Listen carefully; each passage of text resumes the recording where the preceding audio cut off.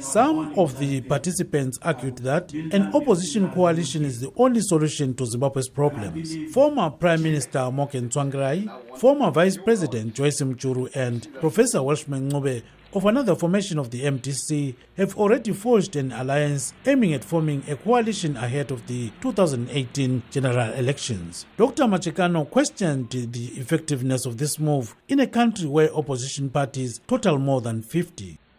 I wonder what all these emergent parties which are coming towards elections, what their influence is on the, say, the MDC base. The ZANU base is pretty much set, I think, but I don't know how they are going to influence the MDC sort of percentages.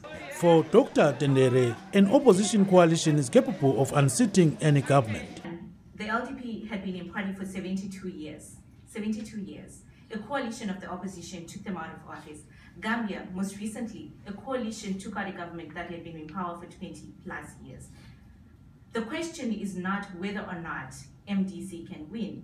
It's are they willing to do what it takes to win? But not just MDC.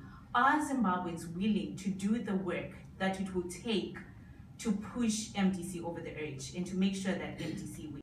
Dr. Tendere already has someone to vote for. I would vote for Moken Tsvangirai, right? And the reason I would vote for him is because I think about the Constitution, the single most important document that has saved Zimbabwean lives.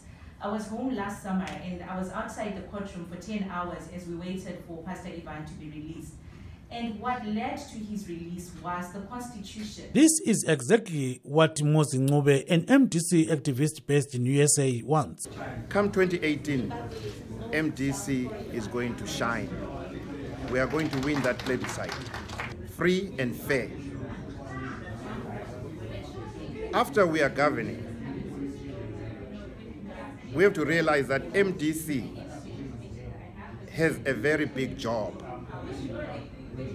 to change what has happened for the past 37 years under Robert Mugabe and his ZANU-PF government.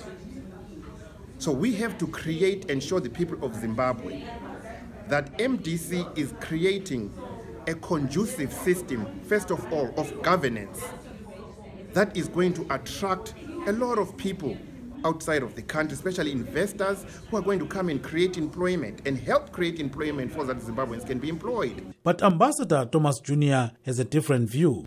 I think the real future for Zimbabwe is not, it just doesn't come from institutions, it comes from wealth. And that wealth is going to be dependent on the economy.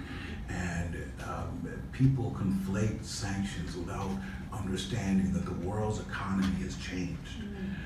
Manufacturing left not only Ohio, but Bulawayo. Zimbabweans are not. They go to school, they may go to graduate school, they'll find internships, they will work, and it just incredibly smart and wanting to do the right thing. So I think the future is bright if things are done right. With the 2018 election date not yet released, many Zimbabweans are holding their breath amid preparations for an election that many hope will see the jewel of Africa shine bright again. Reporting for Studio 7 in Washington, D.C., this is Gibbs Dube.